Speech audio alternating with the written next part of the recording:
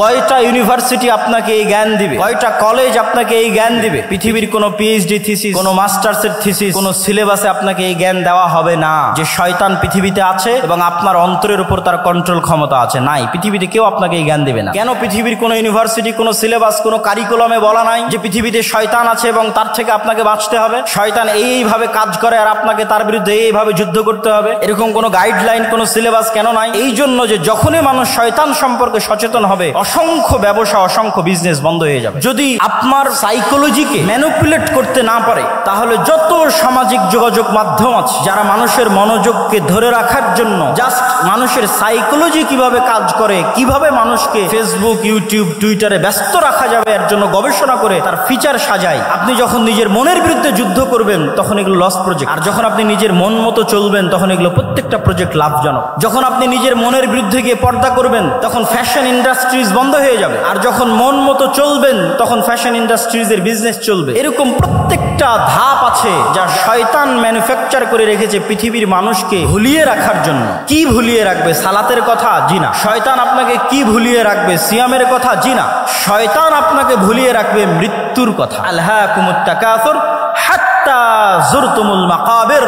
কবরে না যাওয়া পর্যন্ত আমার এবং আপনার মনে হওয়ার চান্স নাই যে আমি আপনি মারা যেতে পারি। আজকের পৃথিবী এতটা ব্যস্ততম পৃথিবী, আজকের টেকনোলজি এতটা ব্যস্ততম, আজকের মোবাইল, আজকের টেকনোলজি, সামাজিক যোগাযোগ মাধ্যম মানুষকে এমন ভাবে আঁকড়ে ধরে আছে, অবৈধ সম্পর্ক মানুষকে এমন ভাবে আঁকড়ে ধরে আছে, ক্যারিয়ারের চিন্তা, দুনিয়ার চিন্তা এমন ভাবে আঁকড়ে ধরে আছে যে আপনি মাসকে মাস, বছরকে বছর চিন্তা করতে পারবেন না যে আপনি মারা যাবেন। হাত্তা যুরতুমুল মাকাবির। আর এটাই শয়তানের টার্গেট, যেন আপনি কোনোদিন ভুলেও স্মরণ না হয় যে আপনি মারা যাবেন। আমাদের নবী মুহাম্মদ সাল্লাল্লাহু আলাইহি ওয়াসাল্লাম সম্পর্কে সংক্ষিপ্ত মৌলিক দুই একটি কথা জেনে নিয়ে আমরা তার জীবনী থেকে মৌলিক শিক্ষাগুলোর আলোচনার দিকে এগিয়ে যাব ইনশাআল্লাহ।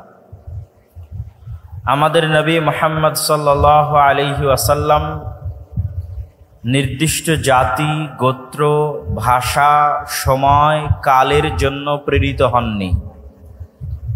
তার রিসালাত ছিল সার্বজনীন, সর্বকালীন, সারা বিশ্বের সকল মানুষ, সকল গোত্র, সকল ভাষা, সকল বর্ণের জন্য। তার পূর্বের সকল নবী বা রাসূল নির্দিষ্ট সময়ের জন্য, নির্দিষ্ট গোত্রের জন্য, নির্দিষ্ট ভাষার মানুষের জন্য প্রেরিত হয়েছিলেন। কিন্তু তিনি এগুলোর ঊর্ধ্বে উঠে সার্বজনীন এবং সর্বকালীন এবং সর্বশেষ নবী এবং রাসূল হিসেবে প্রেরিত হয়েছেন সাল্লাল্লাহু আলাইহি ওয়াসাল্লাম।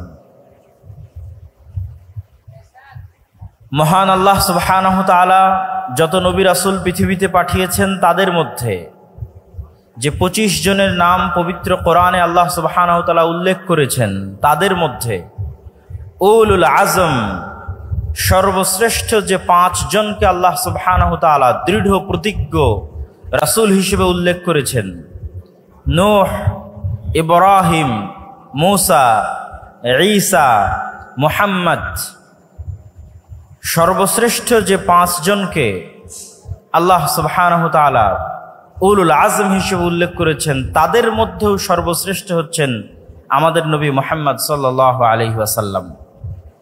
আর তার শ্রেষ্ঠত্বের মাপকাঠি প্রকাশিত হবে, তার শ্রেষ্ঠত্বের মানদণ্ড প্রকাশিত হবে কিয়ামতের মাঠে। কিয়ামতের মাঠে কিভাবে? আমরা যখন আজানের শেষে যে দোয়া পাঠ করি, সেই দোয়ায় আমরা বলি, হে আল্লাহ, আপনি মুহাম্মদ সাল্লাল্লাহু আলাইহি ওয়াসাল্লামকে মাকাম মাহমুদ দান করুন। সেই মাকাম মাহমুদ কি? মাকাম মাহমুদ হচ্ছে কিয়ামতের মাঠে আল্লাহ সুবহানাহু ওয়া তাআলা বিচারই শুরু করবেন না। বিচার যখন শুরু করবেন না, তখন কিয়ামতের মাঠের ভয়াবহতায় কাফের, মুশরিক, মুনাফিক তো বহু দূরের কথা, যারা মুমিন নেককার বান্দা তারাও বিপদগ্রস্ত, অসহায় অবস্থার মধ্যে থাকবে।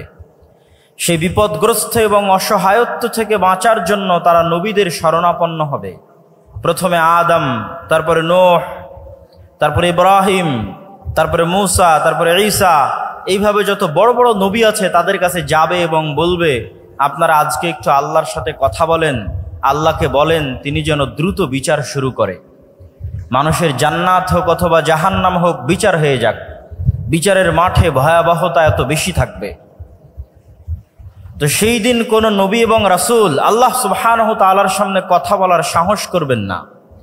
যেমনটি পবিত্র কোরআনে আল্লাহ সুবহানাহু ওয়া তাআলা বলেছেন, মান যাল্লাযী ইয়াশফাউ ইনদাহু ইল্লা বিইজনিহি, আছে কি কেউ কোনো ক্ষমতাধর, শক্তিশালী, পাওয়ারফুল রাজা, বাদশাহ, প্রধানমন্ত্রী, ব্যবসায়ী, সম্পদশালী যে সাহস করবে কিয়ামতের মাঠে আল্লাহর সাথে কথা বলার, আল্লাহর অনুমতি ব্যতীত? এমনকি কোনো ক্ষমতাধর, শক্তিশালী, সাহসী, বিত্তশালী, সম্পদশালী মানুষ আছে? এটির চ্যালেঞ্জ আল্লাহ সুবহানাহু ওয়া তাআলা নিজে কোরআন মাজিদে দিয়েছেন আয়াতুল কুরসির মধ্যে। সেই চ্যালেঞ্জের মুখোমুখি হয়ে কোনো নবী রাসূল সেই দিন আল্লাহ সুবহানাহু ওয়া তাআলার সামনে কথা বলার সাহস করবেন না। আদম আলাইহিস সালাতু ওয়াস সালাম থেকে নিয়ে শুরু করে সকল নবী রাসূল বলবেন, আজকে আল্লাহ সুবহানাহু ওয়া তাআলা আমার উপর এত রাগান্বিত, আজকে আল্লাহ সুবহানাহু ওয়া তাআলা আমার প্রতি এত ক্ষিপ্ত যে আজকে আমি তার সামনে কথা বলার মতো আমার কোনো সাহস, কোনো শক্তি আমার নাই। এইভাবে ধীরে ধীরে মানুষ চলে যাবে সর্বশেষ নবী মুহাম্মদ সাল্লাল্লাহু আলাইহি ওয়াসাল্লামের সামনে, আর তিনিও আল্লাহর সাথে সরাসরি কথা বলবেন না, বরং তিনি সরাসরি সিজদায় পড়ে যাবেন। কতদিন সিজদায় থাকবেন তা তিনি নিজেও জানেন না। তিনি সিজদায় এমন ভাষায়, এমন বাক্যে আল্লাহর প্রশংসা করবেন যা কোনোদিন দুনিয়াতে করেননি, যা তখন আল্লাহ সুবহানাহু ওয়া তাআলা তাকে শিখিয়ে দিবেন। দীর্ঘ এক সময় অতিক্রম হওয়ার পর যতক্ষণ আল্লাহ চাইবেন, সেই সময় অতিক্রম হওয়ার পর আল্লাহ বলবেন, ইয়া মুহাম্মদ ইরফা রাসাক সাল তু'তা ওয়াশফা তুশাফা, মুহাম্মদ মাথা উঠাও, চাও দেওয়া হবে, সুপারিশ করো গ্রহণ করা হবে। এই যে কিয়ামতের মাঠে আদম থেকে নিয়ে কিয়ামত পর্যন্ত কোটি কোটি মানুষ এবং জিনের সামনে মুহাম্মদ সাল্লাল্লাহু আলাইহি ওয়াসাল্লামের যে শ্রেষ্ঠত্ব প্রকাশ পাচ্ছে, এই শ্রেষ্ঠত্বকেই বলা হয়েছে মাকাম মাহমুদ। আমি মুহাম্মদ সাল্লাল্লাহু আলাইহি ওয়াসাল্লাম সম্পর্কে আমার আলোচনা দীর্ঘায়িত না করে এতটুকু বলেই এই পর্বের আলোচনা শেষ করছি। তিনি পৃথিবীর ইতিহাসের সর্বশেষ নবী এবং রাসূল এবং সর্বশ্রেষ্ঠ মানব, এবং অল্প সময়ের মধ্যে পৃথিবীকে প্রভাবিত করতে পারে এরকম সর্বশ্রেষ্ঠ বিপ্লবের জন্মদাতা। মাত্র 23 বছরে তিনি পৃথিবীতে এমন এক বিপ্লব সৃষ্টি করেছেন যার প্রভাব পৃথিবীর ইতিহাসের সবচেয়ে সুদূর প্রসারী এবং সবচেয়ে প্রভাব বিস্তারকারী বিপ্লব। এবার আমরা চলে যাই রাসূলুল্লাহ সাল্লাল্লাহু আলাইহি ওয়াসাল্লামের জীবনে শিক্ষাগত বা জ্ঞানগত কি মৌলিক শিক্ষা এবং আদর্শ আমাদের জন্য রয়েছে। এই পয়েন্টে যাওয়ার আগে একটু ভূমিকা স্বরূপ আমাকে দুটি কথা বলে নিতে হবে। প্রথমত, আমরা জ্ঞান এবং শিক্ষা বলতে কি বুঝব, মুহাম্মদ সাল্লাল্লাহু আলাইহি ওয়াসাল্লামের এনে দেওয়া জ্ঞান এবং শিক্ষা বলতে কি বুঝব, তা জানার জন্য আমাদেরকে একটু ভূমিকা থাকতেই হবে। আল্লাহ সুবহানাহু ওয়া তাআলা যখন মানুষকে সৃষ্টি করেন, তখন তিনি মানুষের শত্রুও সৃষ্টি করেছেন। একটা গেমিং সফটওয়্যার যখন ডেভেলপ করা হয়, তখন সেখানে যেমন নায়ক থাকে তেমনি এনিমি বা শত্রু থাকে। আমরা যখন মাঠে ফুটবল খেলি তখন দুই পক্ষ থাকে, যখন ক্রিকেট খেলি তখন দুই পক্ষ থাকে। দুই পক্ষ ছাড়া কোনো প্রতিযোগিতা, কোনো খেলা, কোনো গেম সম্ভব নয়। আল্লাহ সুবহানাহু ওয়া তাআলা যখন এই পৃথিবী সৃষ্টি করেন বা এই পৃথিবীর সফটওয়্যার ডেভেলপ করেন, তখন তিনি এই পৃথিবীতে যে খেলা, যে গেম, যে প্রতিযোগিতা শুরু করেছেন, তাতে মানুষের শত্রু তৈরি করে দিয়েছেন। না হলে মানুষ খেলবে কার বিরুদ্ধে, কার সাথে লড়াই করে টিকে থাকবে দুনিয়াতে, কার বিরুদ্ধে যুদ্ধে জয়লাভ করার জন্য তাকে পরকালে পুরস্কার দেওয়া হবে, কার বিরুদ্ধে যুদ্ধ করে পরাজিত হওয়ার জন্য তাকে জাহান্নামে নিক্ষেপ করা হবে। গেম এবং খেলা হতে হবে উভয় পক্ষের পক্ষ থেকে, এবং রেফারিকে হতে হবে ন্যায় বিচারক, এবং সকলকে লেভেল প্লেইং ফিল্ড দিতে হবে। যেমনটা নির্বাচনের সময় বলা হয় যে সকল দলকে লেভেল প্লেয়িং ফিল্ড দেওয়া হোক, যেন সমানভাবে সে তার শক্তিকে কাজে লাগাতে পারে। ঠিক এই পৃথিবী ডেভেলপ করার সময় আল্লাহ সুবহানাহু ওয়া তাআলা মানুষ এবং মানুষের শত্রু একই সাথে সৃষ্টি করে দিয়েছেন। একই সময় মানুষের সেই চিরন্তন শত্রু হচ্ছে ইবলিস এবং ইবলিসের সেনাবাহিনী শায়াতিনাল ইনসি ওয়াল জিন, জিনদের মধ্যে থেকে শয়তান এবং মানুষদের মধ্যে থেকে শয়তান, তাদের সর্দার হচ্ছে ইবলিস। তাদের সাথে চিরন্তন যুদ্ধ আল্লাহ সুবহানাহু ওয়া তাআলা শুরু করে দিয়েছেন মানুষের। আপনি পবিত্র কোরআনের প্রথম থেকে নিয়ে শেষ পর্যন্ত অধ্যয়ন করেন, আল্লাহ সুবহানাহু ওয়া তাআলা আপনার শত্রু হিসেবে কাকে চিহ্নিত করছেন? যে আপনার গীবত করে, অপবাদ দেয়, আপনার জমি জায়গা দখল করে নিয়েছে তাকে, যে ইসরায়েল ফিলিস্তিনে মুসলমানদেরকে হত্যা করছে তাকে, যে ব্রাহ্মণ্যবাদী কট্টরপন্থী যারা মুসলমানদের উপর অত্যাচার করছে তাকে? জি না, আল্লাহ সুবহানাহু ওয়া তাআলা পবিত্র কোরআনে বারবার মানুষের জন্য শত্রু হিসেবে চিহ্নিত করেছেন শয়তানকে। ইন্নাশ শাইতানা লাকুম আদুউম মুবিন, শয়তান তোমাদের জন্য চিরন্তন এবং চিরস্থায়ী শত্রু। এই জন্য আপনি যখন কোরআন তেলাওয়াত করতে যান তখন আল্লাহ সুবহানাহু ওয়া তাআলা আপনাকে শিখিয়ে দিয়েছে যে কোরআন তেলাওয়াতের পূর্বে তুমি বলো আউযু বিল্লাহি মিনাশ শাইতানির রাজিম, যে হে আল্লাহ আমি বিতাড়িত শয়তান থেকে পরিত্রাণ চাচ্ছি। শয়তানের অস্তিত্ব কতটা বাস্তব, শয়তান মানুষের কতটা ভয়ঙ্কর শত্রু, যে কোরআনের তেলাওয়াত পর্যন্ত শুরু হচ্ছে শয়তান থেকে পরিত্রাণ চেয়ে। পবিত্র কোরআনের শুরু থেকে নিয়ে শেষ পর্যন্ত এবং রাসূল সাল্লাল্লাহু আলাইহি ওয়াসাল্লামের হাদিসকে যদি আপনি সামনে রাখেন, রাসূলুল্লাহ সাল্লাল্লাহু আলাইহি ওয়াসাল্লামের জীবনীকে যদি আপনি সামনে রাখেন, প্রতিটি কর্মকে যদি আপনি সামনে রাখেন, তাহলে দেখবেন রাসূল সাল্লাল্লাহু আলাইহি ওয়াসাল্লাম প্রত্যেকটা আদেশ, প্রত্যেকটা নিষেধ, প্রত্যেকটা দোয়া, প্রত্যেকটা জিকির তিনি শয়তানের বিরুদ্ধে দিয়েছেন। রাসূলুল্লাহ সাল্লাল্লাহু আলাইহি ওয়াসাল্লাম আমাদেরকে সালাম দেওয়া শিখিয়েছেন, তার জীবনের একটি শিক্ষা। তো সালাম দেওয়া শিখাতে গিয়ে তিনি আমাদের কি বলেছেন? যদি তোমাদের কেউ বাড়িতে প্রবেশ করার সময় সালাম দেয় তাহলে শয়তান বলে লা মাবিতা লাকুম ওয়ালা আশা আলাকুম, এই বাড়িতে তোমাদের থাকার জায়গা নাই, খাওয়ার জায়গা নাই, এই বাড়ি থেকে বের হয়ে যাও।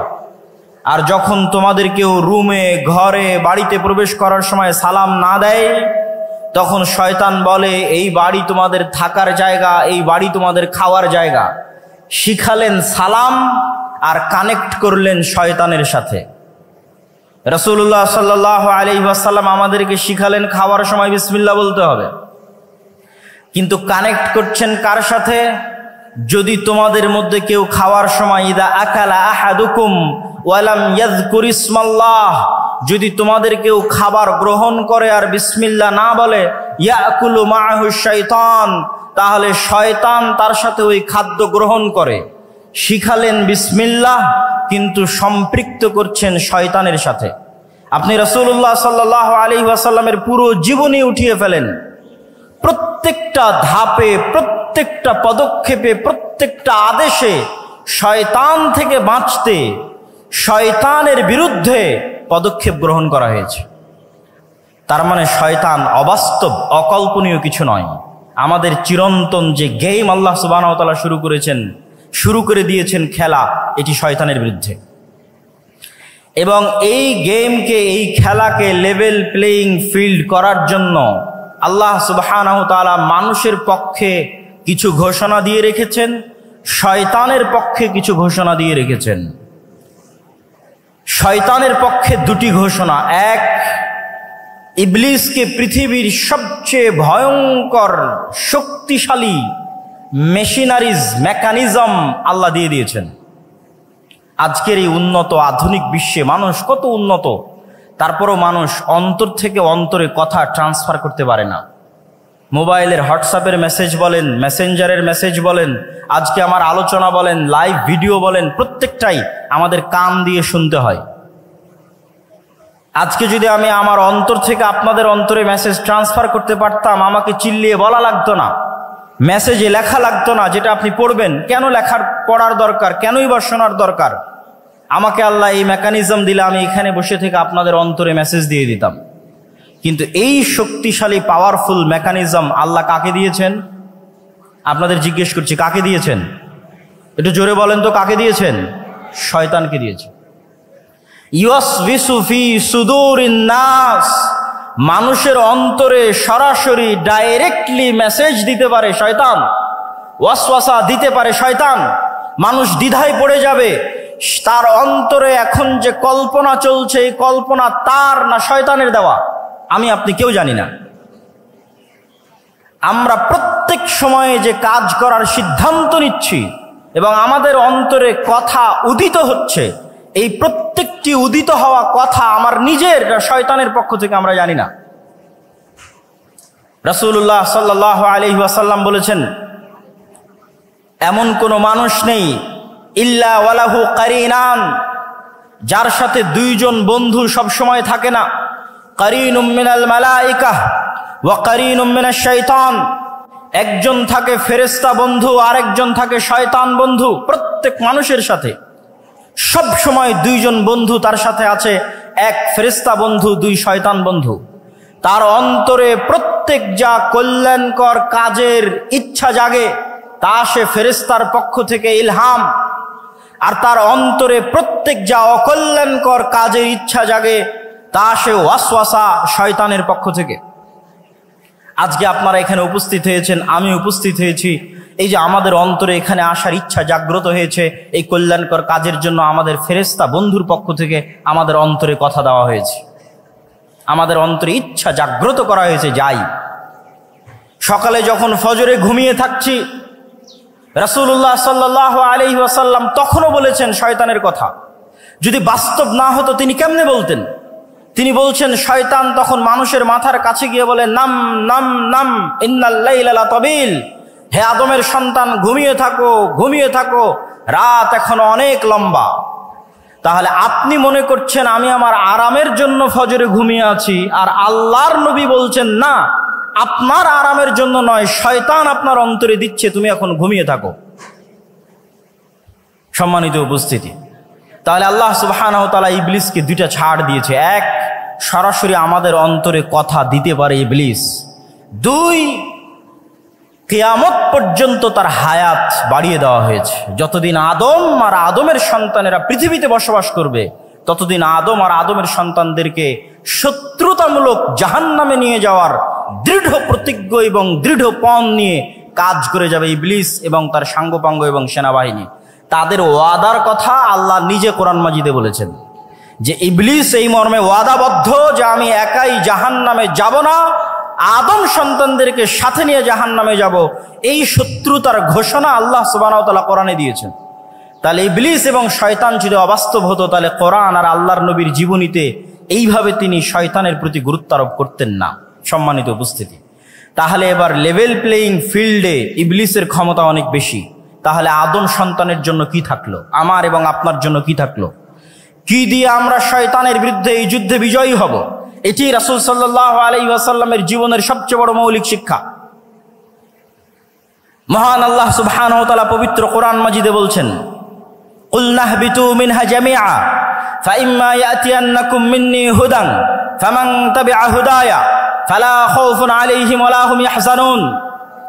আল্লাহ সুবহানাহু ওয়া তাআলা আদেশ দিলেন ইবলিসকে আসমান থেকে নেমে যাওয়ার জন্য, আদেশ দিলেন আদম এবং হাওয়াকে জান্নাত থেকে নেমে যাওয়ার জন্য। আদম এবং হাওয়া আর ইবলিসের গল্প কাল্পনিক নয়, পৃথিবীর সব ধর্ম বইয়ে লেখা আছে। ইহুদিদের বাইবেলে, ইহুদিদের তাওরাতে লেখা আছে, খ্রিস্টানদের বাইবেলে লেখা আছে, মুসলমানদের কোরআনে লেখা আছে। কমন গল্প, সেম কমন। ইবলিস, আদম, হাওয়া তথা সকল নবী একই মেসেজ দিয়েছে। আমাদের সৃষ্টি রহস্য সম্পর্কে সেম মেসেজ দিয়েছেন সকল নবী। তাহলে আল্লাহ সুবহানাহু ওয়া তাআলা বলছেন, আমি ইবলিসকে বললাম আসমান থেকে নেমে যাও, আদমকে বললাম জান্নাত থেকে নেমে যাও। তারপরে ফাইম্মা ইয়াতিয়ান্নাকুম মিন্নী হুদান ফামান তাবিআ হুদায়া, আজ থেকে ইবলিস আর আদম পরস্পরের শত্রু। ইবলিসকে দিয়ে দিলাম এই ক্ষমতা, আর আদমের জন্য কি দিব? আমার পক্ষ থেকে হেদায়েত যাবে আদমের জন্য। ফাইম্মা ইয়াতিয়ান্নাকুম মিন্নি হুদা, আমার পক্ষ থেকে দিক নির্দেশনা যাবে, গাইডলাইন যাবে, কিভাবে তোমরা শয়তানের বিরুদ্ধে যুদ্ধ করবে, শয়তানের বিরুদ্ধে কিভাবে টিকে থাকবে তার ইনস্ট্রাকশন যাবে। নতুন যখন ফ্রিজ কিনেন, কম্পিউটার কিনেন, যে কোনো মেশিনারিজ কিনেন, তখন গাইডলাইন থাকে, ইনস্ট্রাকশন থাকে। যে কোনো গেম যখন আপনি শুরু করবেন খেলা, গাইডলাইন দেওয়া আছে কিভাবে এই গেমটা আপনি খেলবেন। তো এই পৃথিবীতে আপনি শয়তানের বিরুদ্ধে কিভাবে খেলবেন এবং জিতবেন, হারবেন না, তার দিক নির্দেশনা, গাইডলাইন আল্লাহ পাঠাবে, এটা আল্লাহর ওয়াদা। কোরআনে আল্লাহ বলছেন, ফামান তাবিআ হুদায়া ফালা খাউফুন আলাইহিম ওয়ালা হুম ইয়াহজানুন। আমার পাঠানো এই গাইডলাইন, দিক নির্দেশনা যদি মানুষ মেনে নেয়, তাহলে দুনিয়াতে তাদের জন্য কোনো ভীত সন্ত্রস্ত হওয়ার সুযোগ নেই, আর পরকালে আফসোস করার কোনো সুযোগ নেই। দুনিয়াতে কোনো ভয় নাই, পরকালে কোনো আফসোস নাই। তাহলে ওই গাইডলাইনই নবীদের মাধ্যমে আসে কিতাব হিসেবে। ওই গাইডলাইনটা পৌঁছে দেওয়ার জন্য আল্লাহ নবীদের মাধ্যমে কিতাব পাঠান, যার সর্বশেষ কিতাব এবং সর্বশেষ নবী মুহাম্মদ সাল্লাল্লাহু আলাইহি ওয়াসাল্লাম এবং কোরআন। এই জন্য কোরআন আর মুহাম্মদ সাল্লাল্লাহু আলাইহি ওয়াসাল্লামের প্রথম কাজ হচ্ছে মানুষকে শয়তান সম্পর্কে জানানো। শয়তান তোমাদের চিরন্তন শত্রু, জানো, এর থেকে বাঁচতে এই করতে হবে। লেভেল প্লেইং ফিল্ড করার জন্য দ্বিতীয় মানুষের জন্য মহান আল্লাহ সুবহানাহু ওয়া তাআলার ঘোষণা। যতই আল্লাহ মানুষের জন্য দিক নির্দেশনা, গাইডলাইন পাঠাক, তারপরও ইবলিসের ক্ষমতা বেশি। ইবলিস সরাসরি আমার অন্তরে মেসেজ দিতে পারে, আমরা ধোঁকা খেয়ে যাই, মনে করি এটা আমার ইচ্ছা, অতএব চলো আমি এখন গান শুনবো, অতএব চলো এখন অবৈধ রিলেশনশিপে ব্যস্ত হব। যে কোনো অন্যায় কাজ, সেই অন্যায় কাজে আমি মনে করি আমার শান্তি, আমার আনন্দের জন্য করছি, কিন্তু আসলে ইবলিস দিচ্ছে। এইটার জ্ঞান কয়জনের কাছে আছে? কয়টা ইউনিভার্সিটি আপনাকে এই জ্ঞান দিবে? কয়টা কলেজ আপনাকে এই জ্ঞান দিবে? পৃথিবীর কোনো পিএইচডি থিসিস, কোনো মাস্টার্সের থিসিস, কোনো সিলেবাসে আপনাকে এই জ্ঞান দেওয়া হবে না যে শয়তান পৃথিবীতে আছে এবং আপনার অন্তরের উপর তার কন্ট্রোল ক্ষমতা আছে। নাই, পৃথিবীতে কেউ আপনাকে এই জ্ঞান দেবে না। পৃথিবীতে যেখানে যাবেন সবাই আপনাকে বলবে তুমি তোমার মন মতো চলো, তোমার মনে যেটা ভালো লাগে সেটা করো। একমাত্র আল্লাহ, কোরআন এবং আল্লাহর নবী বলবে না, ফুল স্টপ। তুমি জানোই না কোনটা তোমার ইচ্ছা আর কোনটা শয়তান তোমার অন্তরে দিয়েছে। আর কেন পৃথিবীর মানুষ আপনাকে এটি থেকে সতর্ক করবে না? কেন পৃথিবীর কোনো ইউনিভার্সিটি, কোনো সিলেবাস, কোনো কারিকুলামে বলা নাই যে পৃথিবীতে শয়তান আছে এবং তার থেকে আপনাকে বাঁচতে হবে? শয়তান এইভাবে কাজ করে আর আপনাকে তার বিরুদ্ধে এইভাবে যুদ্ধ করতে হবে, এরকম কোনো গাইডলাইন, কোনো সিলেবাস কেন নাই? এই জন্য যে যখনই মানুষ শয়তান সম্পর্কে সচেতন হবে, অসংখ্য ব্যবসা, অসংখ্য বিজনেস বন্ধ হয়ে যাবে। অসংখ্য ব্যবসা, অসংখ্য বিজনেস বন্ধ হবে যদি আপনি আপনার সাইকোলজিকে ম্যানিপুলেট করতে না পারে। তাহলে যত সামাজিক যোগাযোগ মাধ্যম আছে, যারা মানুষের মনোযোগকে ধরে রাখার জন্য জাস্ট মানুষের সাইকোলজি কিভাবে কাজ করে, কিভাবে মানুষকে ফেসবুক, ইউটিউব, টুইটারে ব্যস্ত রাখা যাবে এর জন্য গবেষণা করে তার ফিচার সাজায়।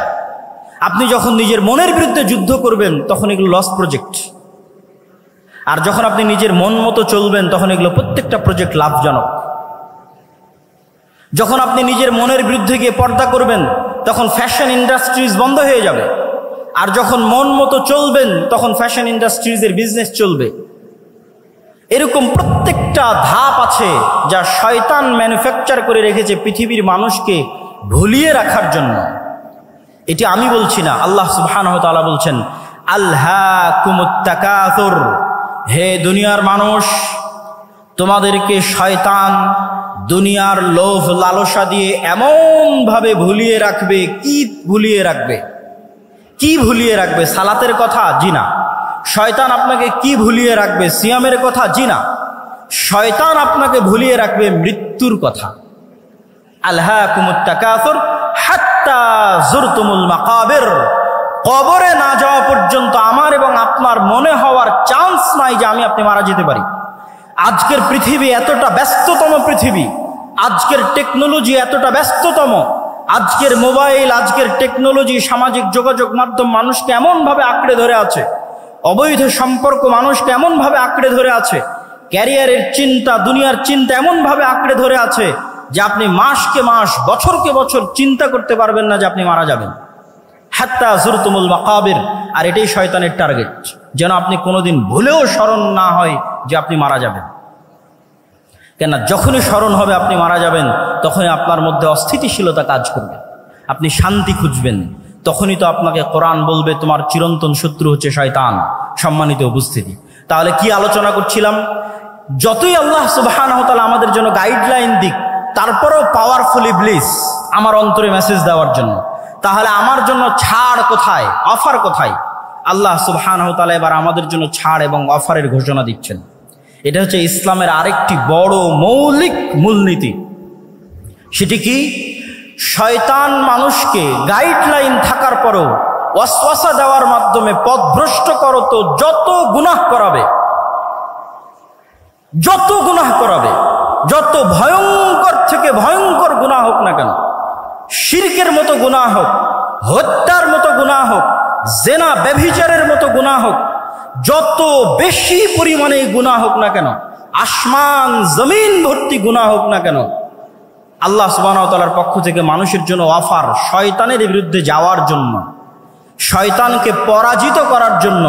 যে এত বিশাল লম্বা গুনাহের পরেও মানুষ যদি অনুসূচিত হয়ে আল্লাহ সুবহানাহু ওয়া তাআলাকে বলে, হে আল্লাহ আমার ভুল হয়ে গেছে, আপনি আমাকে ক্ষমা করে দিন, তাহলে মানুষের কে গুনাহ করার জন্য শয়তান যা চেষ্টা করেছে, যা পরিশ্রম করেছে, সকল চেষ্টা সকল পরিশ্রমকে পণ্ড করে দিয়ে আল্লাহ সুবহানাহু ওয়া তাআলা মানুষকে ক্ষমা করে দিবেন। বলেন আল্লাহু আকবার। এই একটা অফার দিয়ে মানুষ জান্নাতে চলে যাবে, কিন্তু মানুষকে ক্ষমা তো চাইতে হবে। ইসলামে এমন কোনো গুনাহ নাই যেই গুনাহের ক্ষমার রাস্তা আল্লাহ সুবহানাহু ওয়া তাআলা দেননি। ইসলামে ক্ষমার অযোগ্য কোনো অপরাধ নাই। হ্যাঁ, তবে শ্বাস থাকা পর্যন্ত। আপনি মৃত্যুবরণ করলেন কিয়ামতের মাঠে, তখন শুধু একটা গুনাহ ক্ষমা হবে না, সেটা শিরক। যা আমি আসবো, যে ইসলামের সবচেয়ে বড় মৌলিক শিক্ষার একটি হচ্ছে তাওহীদ এবং শিরক না করা। আসবো ইনশাল্লাহ ধীরে ধীরে। তাহলে জীবদ্দশায় যতক্ষণ নিঃশ্বাস আছে ততক্ষণ এমন কোনো অপরাধ নাই যেই অপরাধ ক্ষমার অযোগ্য আল্লাহর দরবারে। প্রত্যেকটা অপরাধ ক্ষমার যোগ্য হতে মানুষকে ক্ষমা চাইতে হবে। যদি মানুষের সাথে সম্পৃক্ত অপরাধ হয় তো মানুষের কাছে ক্ষমা চাইবে। যদি মানুষের হক মেরে নেওয়া সংক্রান্ত অপরাধ হয় তো মানুষের হক আদায় করে দিবে। যদি আল্লাহর সাথে সম্পৃক্ত গুনাহ হয় তো আল্লাহর কাছে ক্ষমা চেয়ে নিবে। এই ক্ষমা চাওয়ার মাধ্যমে সেই ইবলিসকে পরাজিত করবে। কিন্তু ইবলিস আপনার অন্তরে ভয় দিবে। ইবলিসের একটা বড় বিজনেস হচ্ছে মানুষকে দারিদ্রতার ভয় দেখায়, মানুষকে নিরাশা করে। লা তাকনাতু মির রাহমাতিল্লাহ। ইবলিস আপনাকে ভয় দেখাবে, আপনি অনেক বড় গুনাহগার, আপনি ক্ষমা চাইতে পারেন না, আল্লাহর দরজা আপনার জন্য বন্ধ হয়ে গেছে, আপনার অন্তরে হতাশা সৃষ্টি করবে। এটাই শয়তানের বিরুদ্ধে যুদ্ধ, যে ইসলামে কোনো হতাশা নাই।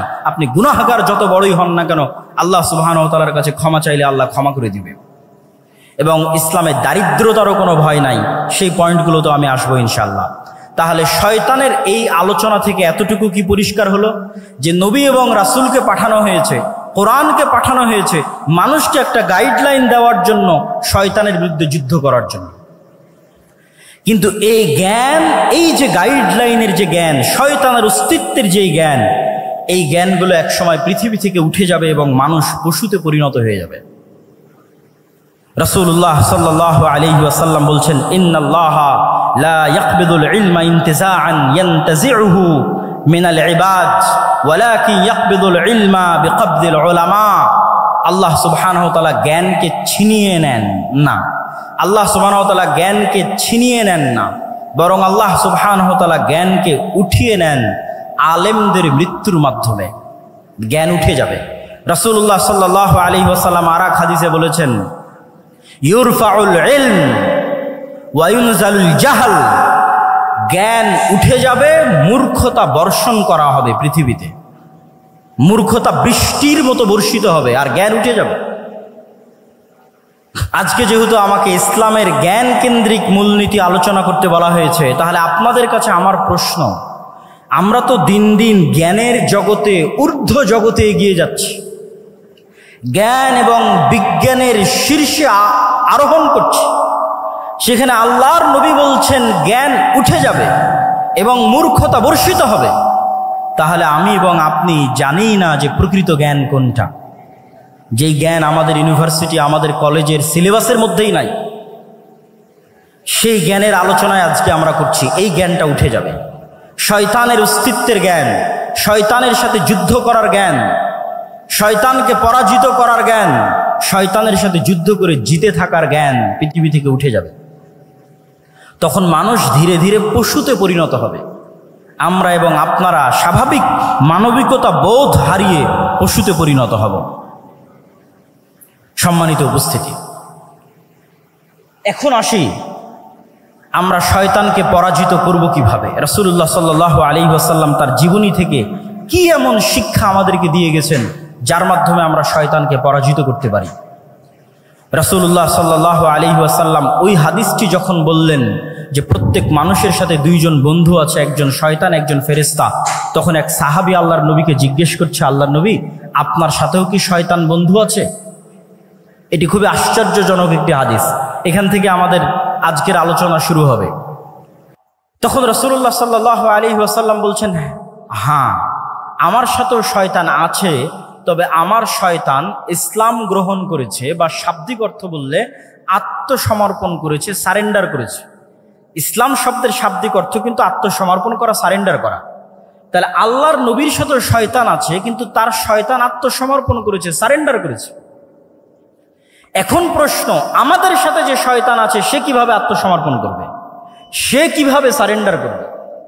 শাহ ওলিউল্লাহ মুহাদ্দিস দেহলভী তার হুজ্জাতুল্লাহিল বালেগার মধ্যে লিখছেন, এই হাদিসকে সামনে রেখে তিনি আলোচনা করছেন যে মানুষের অন্তরে সবসময় দুটো গ্রুপের লড়াই চলে, রূহে রব্বানি আর নফসে শয়তানি।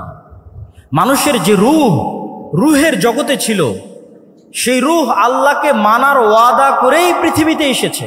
তাহলে প্রত্যেকটা মানুষ জন্মগতভাবে মুসলিম।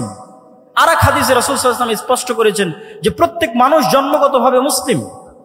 তাহলে রূহে রব্বানি, যেই রূহে রব্বানির মাধ্যমে ফেরেশতা ইলহাম দেয় আপনার অন্তরে ভালো কাজের, আর নফসে শয়তানি, যার মাধ্যমে শয়তান ওয়াসওয়াসা দেয় মন্দ কাজের, এই দুইটার যুদ্ধ সবসময় চলতে থাকে।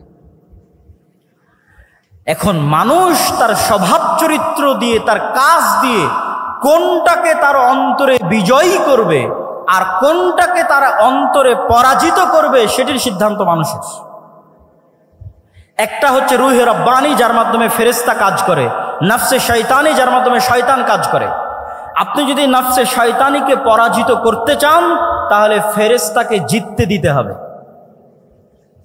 ফেরেশতাকে জিততে দেন, অটোমেটিক শয়তান আপনার অন্তরে সংকুচিত হয়ে যাবে, পরাজিত হয়ে যাবে। ফেরেশতাকে জিততে দিবেন কিভাবে?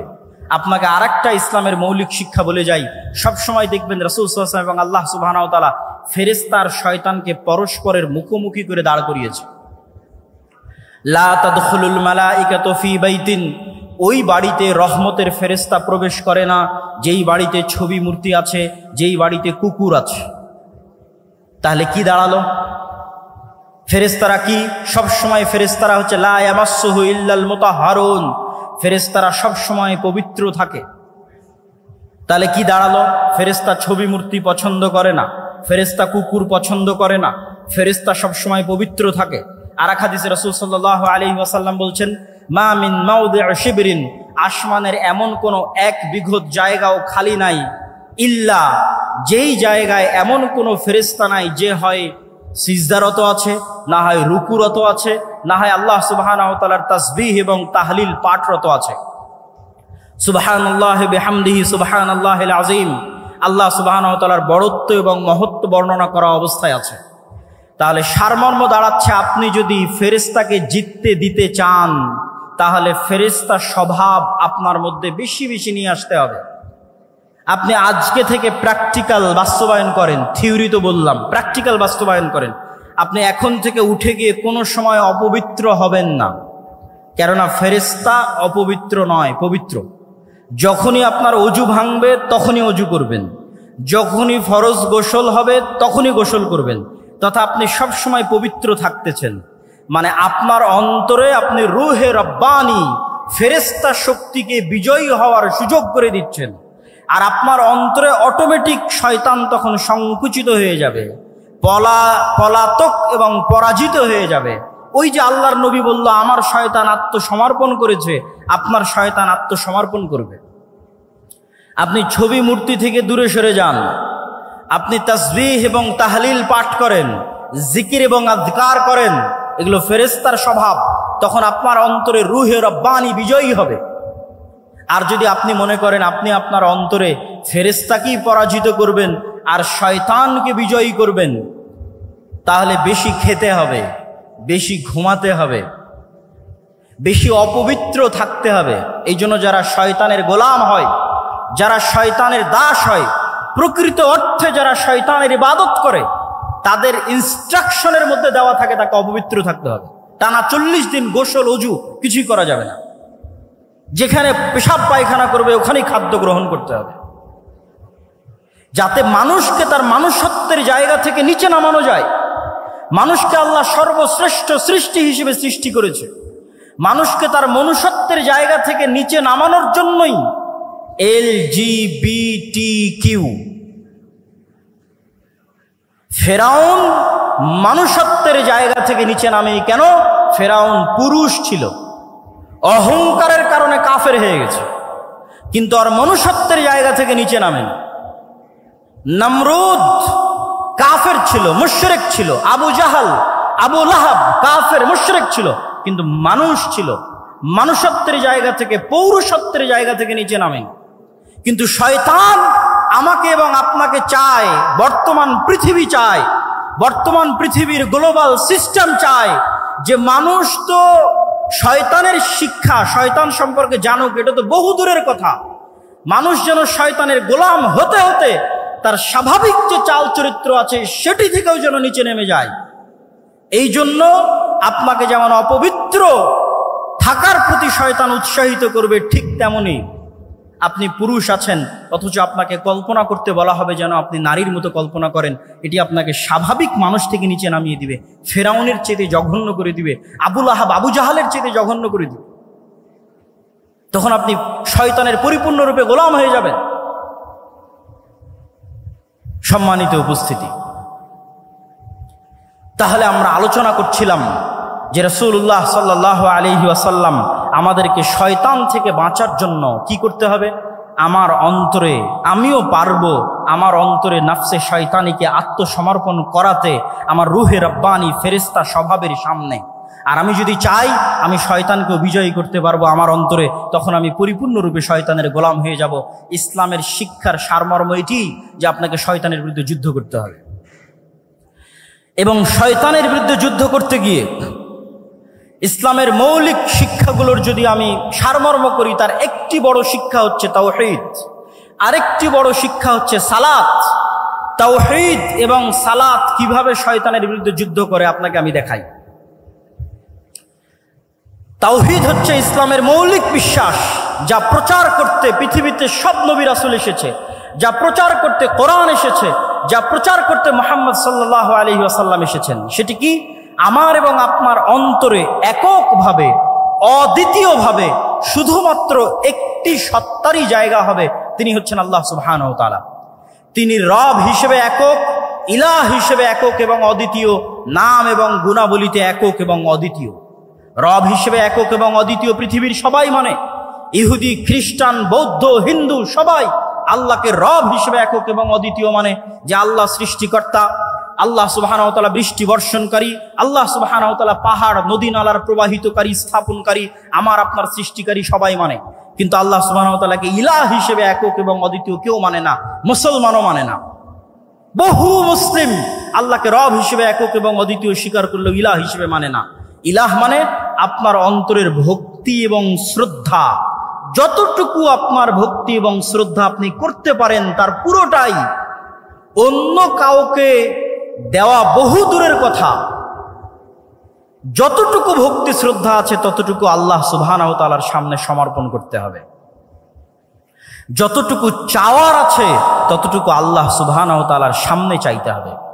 আপনি যদি আপনার অন্তরে আল্লাহর অস্তিত্ব ব্যতীত আর কোনো কিছুকে, ইট পাথরের কোনো খাম্বার সম্মানও যদি আপনার অন্তরে থাকে, ইট পাথরের তৈরি কোনো খাম্বার সম্মানও যদি আপনার অন্তরে থাকে, তাহলে আপনি আল্লাহর সামনে, আল্লাহর উলুহিয়াতের সামনে পরিপূর্ণ আত্মসমর্পণ করছেন না।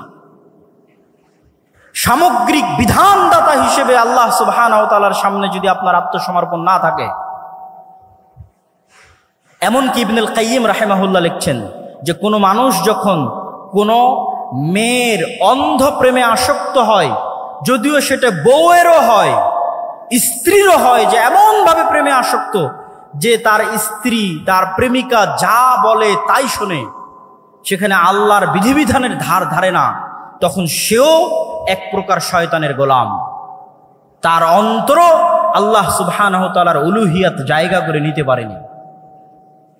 তাহলে ইসলামের মৌলিক বিশ্বাসের একটি বড় বিশ্বাস হচ্ছে তাওহীদ।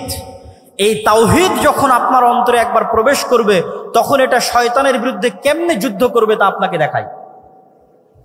ইব্রাহিম আলাইহিস সালাতু ওয়াস সালাম একাই পৃথিবীতে, একক, সারা পৃথিবীর মানুষ তার বিরুদ্ধে, তিনি একক, তিনি একাই শয়তানের বিরুদ্ধে যুদ্ধ করছেন।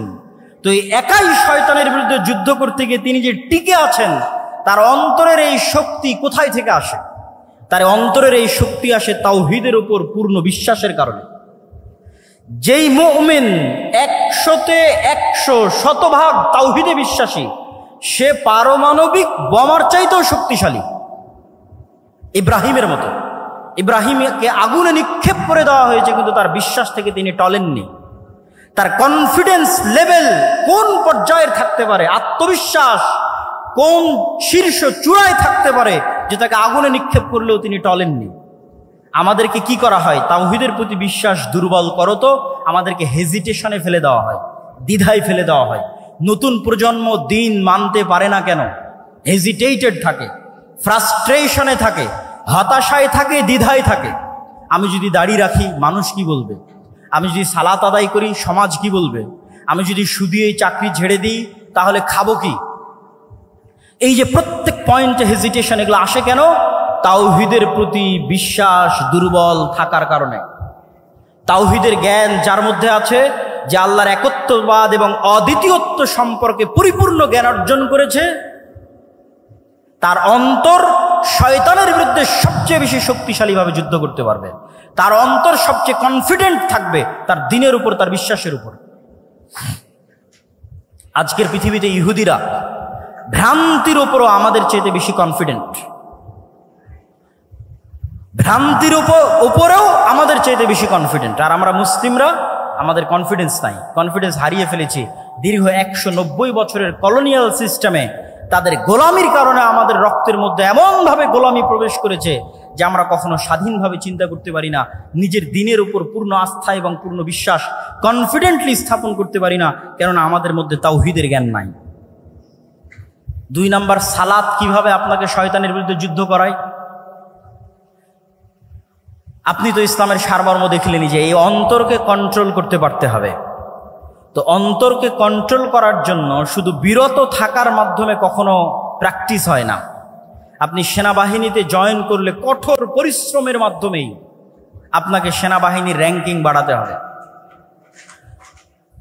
তো এই 5 ওয়াক্ত সালাত শয়তানের বিরুদ্ধে যুদ্ধ। প্রতি 5 ওয়াক্ত সালাত জামাতের সাথে মসজিদে উপস্থিত হওয়ার মাধ্যমে আপনি দিনে 5 বার শয়তানকে পরাজিত করেন। এই জন্য রাসূলুল্লাহ সাল্লাল্লাহু আলাইহি ওয়াসাল্লাম বলেছেন, যে ব্যক্তি টানা 40 দিন মসজিদে এসে তাকবীরে তাহরিমার সাথে সালাত আদায় করলো, সে মুনাফিকি থেকে মুক্তি পেয়ে গেল, জাহান্নামের আগুন থেকে মুক্তি পেয়ে গেল। কেন? মানে টানা 40 দিন প্রায় 200 ওয়াক্ত সালাত, মানে 200টা বিশ্বযুদ্ধে শয়তানকে পরাজিত করা। তো যে এক টানা পরস্পর 200টা যুদ্ধে শয়তানকে পরাজিত করতে পারবে, তার অন্তরের উপর তার কন্ট্রোল ক্ষমতা কায়েম হয়ে গেছে, প্রতিষ্ঠিত হয়ে গেছে। ওই যে রাসূল সাল্লাল্লাহু আলাইহি ওয়াসাল্লামের শয়তান আত্মসমর্পণ করেছে, আপনার শয়তান আত্মসমর্পণ করে ফেলেছে। কেননা 200টা যুদ্ধে আপনি তাকে পর পর পরাজিত করেছে। তাহলে সালাত হচ্ছে শয়তানের বিরুদ্ধে সবচেয়ে বড় যুদ্ধ। এই জন্য সালাতকে এত শক্তিশালীভাবে ইসলামে একটি মাত্র কাজ দেওয়া আছে, আর কোনো কাজ দেওয়া নাই। কেন বলছে আর কোনো কাজ দেওয়া নাই? হজ যার টাকা আছে তার জন্য, যাকাত যার টাকা আছে তার জন্য, রমজান কোথায়? বছরে একবার। আর কি এমন ফরজ আছে যা আপনাকে করতে বলা হয়েছে? আপনি খুঁজে বের করেন কোরআন এবং হাদিস থেকে আপনাকে কোনো একটা কাজ ফরজ হিসেবে করতে বলা হয়েছে, করতেই হবে এমন বিরত থাকার তো অনেক কিছুই আছে। এটা করা যাবে না, এটা করা যাবে না। হ্যাঁ, ড্যাফোডিল ইউনিভার্সিটিতে ভর্তি হলেও তো অনেক কিছু আছে, এটা করা যাবে না। কিন্তু ক্লাসে যদি না যান তাহলে কি কাজ?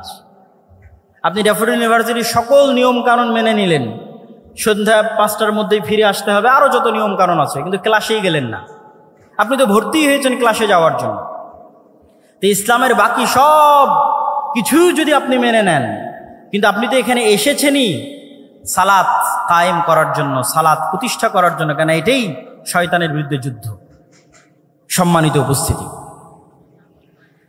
ইসলামের সারমর্ম বলতে গিয়ে আমরা যে পয়েন্টগুলো তুলে ধরছি, তার মধ্যে ইসলামের মৌলিক শিক্ষা বলতে গিয়ে তার মধ্যে 1 নাম্বার আমরা শয়তানের বিষয়টি তুলে ধরেছি। 2 নাম্বার শয়তানের বিরুদ্ধে যুদ্ধ করতে গিয়ে তাওহীদের কি ভূমিকা সেটি তুলে ধরলাম। 3 নাম্বার শয়তানের বিরুদ্ধে যুদ্ধ করতে গিয়ে সালাতের কি ভূমিকা সেটি তুলে ধরলাম। এবার আমরা আসি ইসলামের সামগ্রিক যে রূপটা আছে। ইন্নাদ-দীনা ইনদাল্লাহিল ইসলাম, Islam is a complete code of life. আমরা তো সবাই মুখস্থ, কিন্তু এটিকে আমরা বাস্তবে বুঝি যে ইসলাম হচ্ছে মানুষের সকল সামগ্রিক জীবনের বিধিবিধান। ব্যক্তি জীবন, পারিবারিক জীবন, সামাজিক জীবন, রাষ্ট্রীয় জীবন, প্রত্যেকটা জীবন, প্রত্যেকটা ধাপ কিভাবে চলবে তার পরিপূর্ণ দিক নির্দেশনা ইসলামে দেওয়া আছে। এই পরিপূর্ণ দিক নির্দেশনা সম্পর্কে আল্লাহ সুবহানাহু ওয়া তাআলা কোরআন মাজিদে বলেছেন, ওমাই ইয়াবতাগি গায়রাল ইসলামি দীনা, যে ব্যক্তি ইসলামের এই কমপ্লিট কোড অফ লাইফ থাকার পরে অন্য আর কোনো জীবন বিধান অনুসন্ধান করবে, তার পক্ষ থেকে সেটি গ্রহণ করা হবে না। আজকে নতুন করে বাংলাদেশে লালনবাদ, মানে ইসলাম যদি কমপ্লিট কোড অফ লাইফ আপনি মনে না করেন, তো আপনার কোনো না কোনো কিছু পূরণ করার জন্য কোনো না কোনো থিওরি লাগবে। রাষ্ট্র পরিচালনার জন্য গণতান্ত্রিক থিওরি লাগবে, ডেমোক্রেটিক্যাল অবকাঠামো লাগবে, ঠিক আরো অনেক কিছুর জন্য আরো অনেক কিছু লাগবে, সেগুলো বলতে চাচ্ছি না। কিন্তু আপনাকে বুঝতে হবে যে ইসলাম হচ্ছে একটি সামগ্রিক জীবন বিধান এবং পৃথিবীর সকল মানুষের জন্য, এবং পৃথিবীর সকল মানুষ আল্লাহ সুবহানাহু ওয়া তাআলার কাছে সমান। ইসলামের কাছে পৃথিবীর সকল মানুষ সমান, সাদা কালো, হিন্দু বৌদ্ধ খ্রিস্টান মুসলিম সকল মানুষ মানুষ হিসেবে সমান।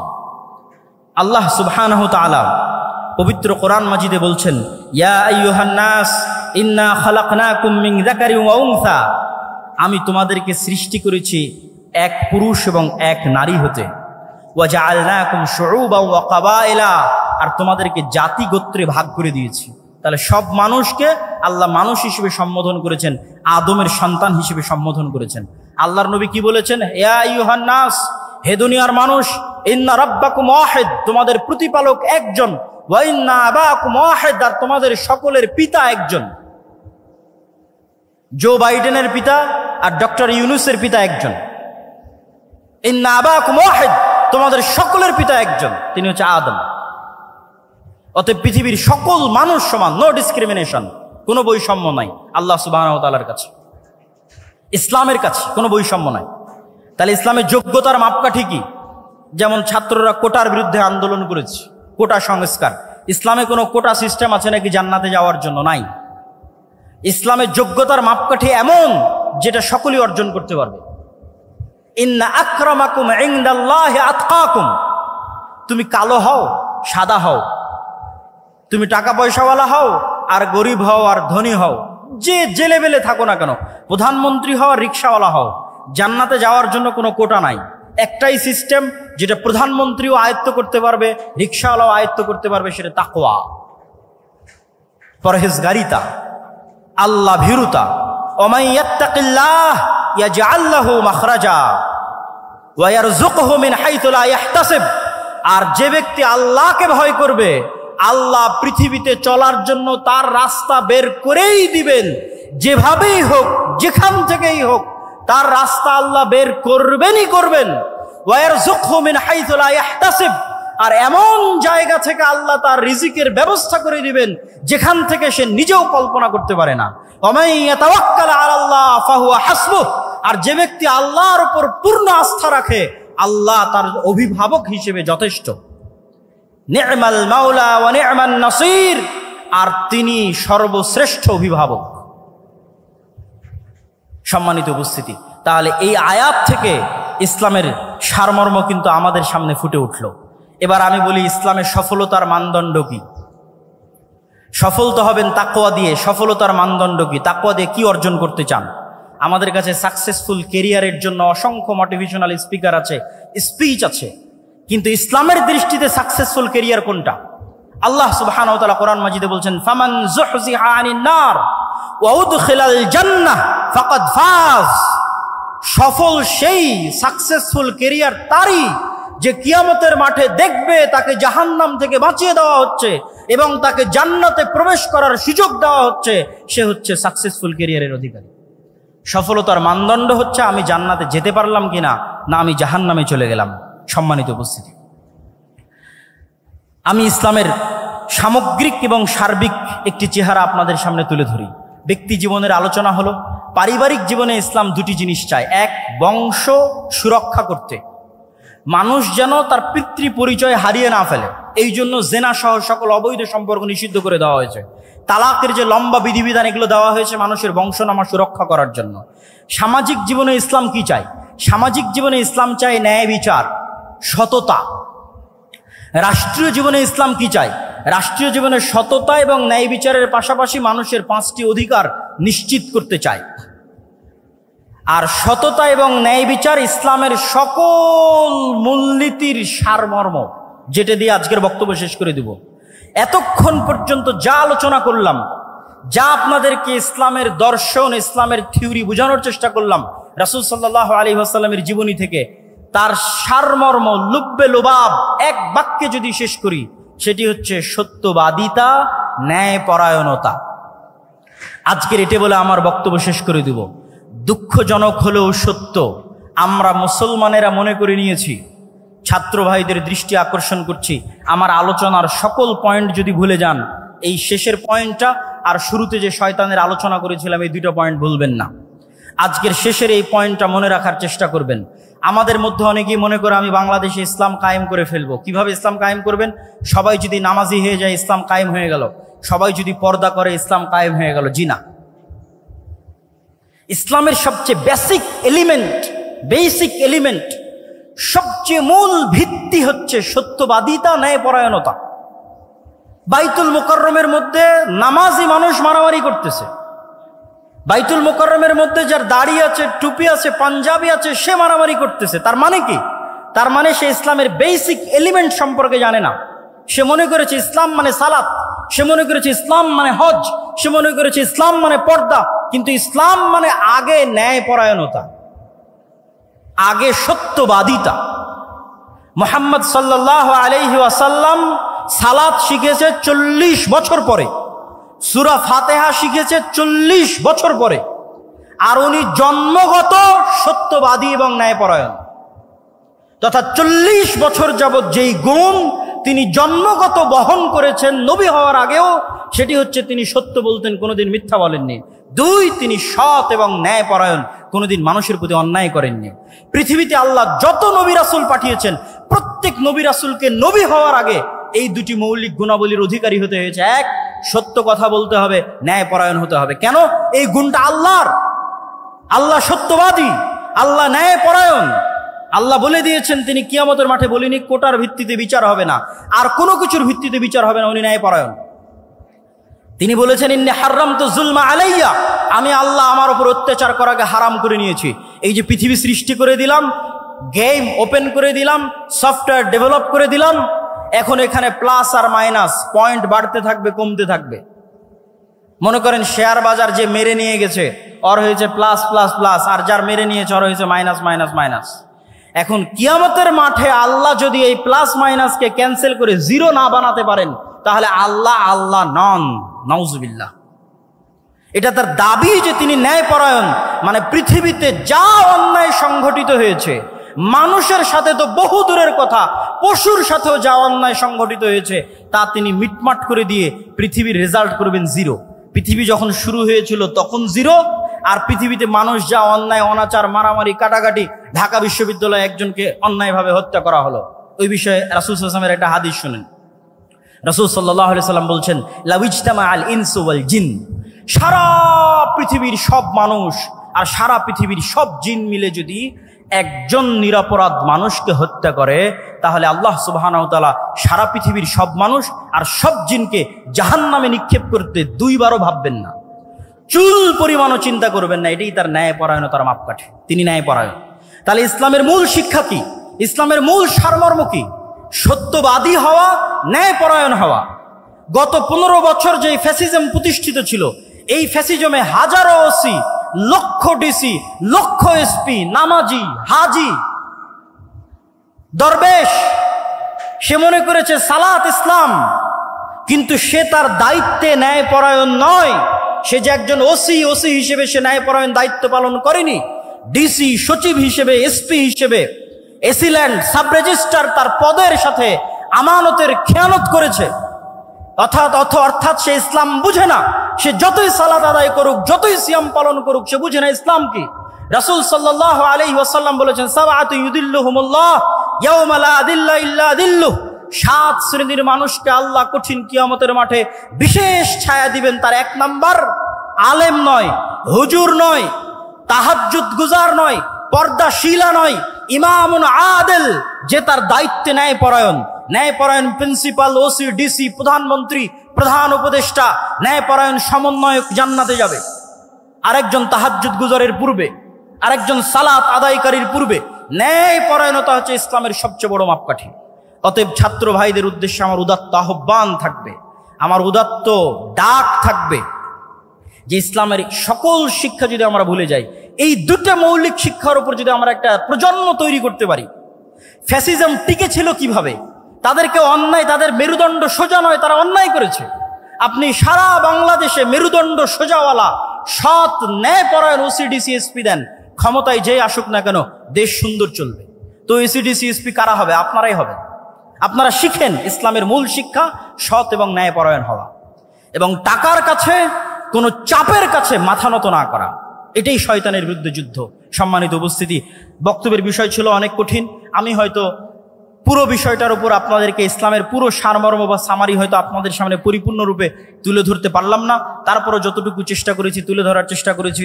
আল্লাহ সুবহানাহু ওয়া তাআলা আমাদের সকলকে আল্লাহ সুবহানাহু ওয়া তাআলার এই একমাত্র মনোনীত দ্বীনের উপর টিকে থাকার এবং এই দ্বীনের উপর মৃত্যুবরণ করার এবং যেটা প্রকৃত সফলতার মানদণ্ড, সেই জান্নাতে প্রবেশ করার তৌফিক দান করুক। আল্লাহুম্মা আমিন। ওয়া আখিরু দাওয়ানা আনিল হামদুলিল্লাহি রাব্বিল আলামিন। আসসালামু আলাইকুম ওয়া রাহমাতুল্লাহি ওয়া বারাকাতুহু।